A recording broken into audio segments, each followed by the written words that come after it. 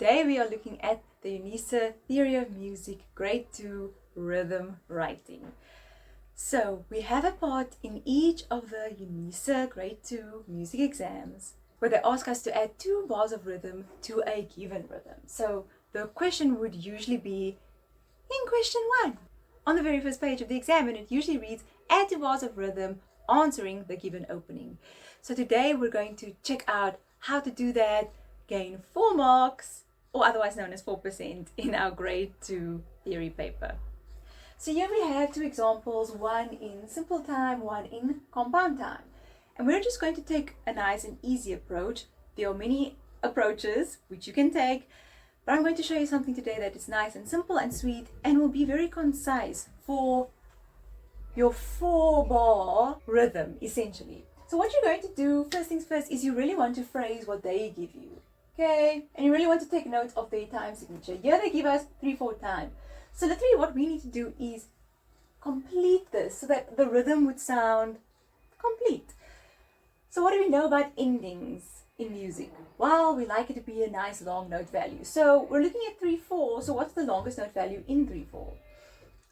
Essentially, it's a dotted minim. So we just want to write a dotted minim at the end. Just because. Why would you want anything else? So what we can do in the second to last bar is either copy paste what they give us in the first bar, which is quite easy to do, or we can even outline our beats. For instance, in 3/4 time, we can have 3 crotchet beats in a bar if we want to. And that will be that. We just need to phrase, and there we go. Now, of course, this is not pitch based. I know they give us a treble clef, and I went to go write a pitch for no reason. But whatever they give us, it's going to be on a stagnant line or space, as you can see. They're really not bothered about pitch. They're really bothered about the rhythm here. The next level, grade 3, we'll be looking at pitches as well as the rhythms, okay? But rhythms, it's basically our starting blocks. So if we were to perform this rhythm, we would go 1, 2, 3, ba, ba, ba, ba, ba, our part, ba, ba, ba, ba. Quite nice. Nice and concise, but also if we then really want to weave things a bit better together, we can actually take what has already been given, copy paste over there, because now it will go 1, 2, 3, ba, ba, ba, ba, ba, ba, ba, ba, ba. Nice. So what you will get a mark for is your last bar, your long note, your second to last bar, your outlining of your beat or your copy paste of the rhythm from bar 1, and then your phrase, and that will give you 4 marks there. So that is a simple time example. Let's look at a compound time example. I just changed the clef to a bass clef just because in the UNISA exams they usually put a clef there.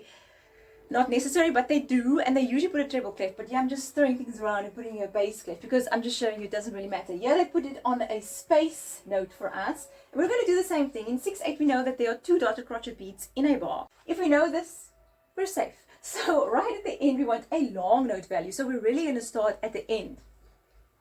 Not necessarily in bar 3. We could, but I like to start at the end. Even as we go up in the grades, it's always nice to think about your end first because your end is important.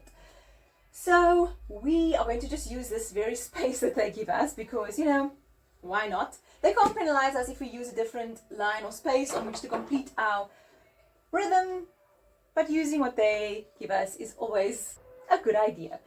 So our longest note value is a dotted minim in 6/8 time, or we could even go ahead and make it a dotted crotchet tied to a dotted crotchet.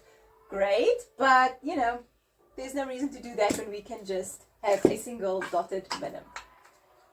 Then we're going to fill in our second to last bar, and here we can copy paste what we've got. We can be creative and try something else, you know, in 6/8 time, and I'll show you now what I mean by that. Lastly, we phrase. So in this example, we phrased first, then we added our bars, and then we phrased our answer. But yeah, I phrased our question and answer after I wrote in the answer. So really that part doesn't matter, the order in which you do it, but do it all.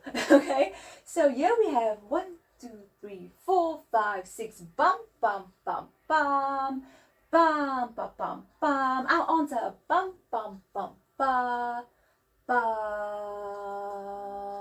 Great. What we could do in the second to last bar is that we can actually sort of swap things around. We can go dotted crotchet and then our quavers. I wouldn't go dotted crotchet because it slows down the rhythm too much before we get to the end. Then it's too many long notes.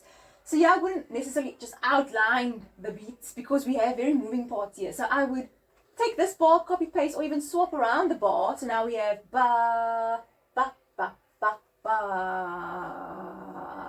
Okay, what we can also do, here's another option for you, just showing that there is more than one right answer to this. Yeah, we can also do crotchet and a quaver followed by quavers, for instance. You know, if you just want to spice things up a little bit, if you do want to be extra. And also, there are no pitches involved, so really we can really hammer this out in our head. Please don't tap it out on the exam desk because no one wants to hear that.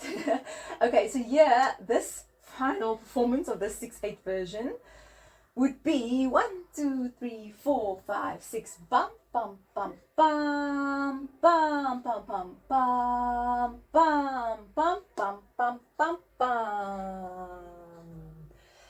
And that would give us our 4 marks there. Only 4% within 100% paper, but knowing this will really do you well. So all the best with your preparation for your grade 2 rhythm writing.